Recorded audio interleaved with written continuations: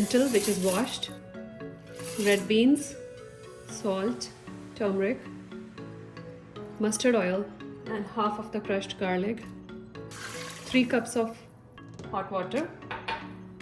Cook it on pressure cooker mode. Make sure it's sealing for 30 minutes. For the tempering, we'll start with oil. We'll add cumin seeds. We'll add garlic, ginger, coriander powder. Now we'll add onion.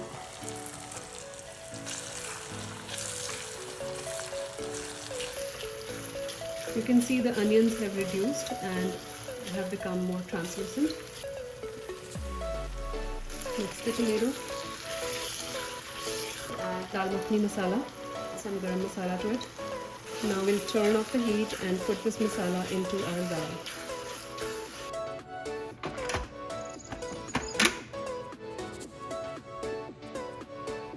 You can check by pressing these and they can mash nicely. To this we will add the tempering. It's about 1/4 cup of milk.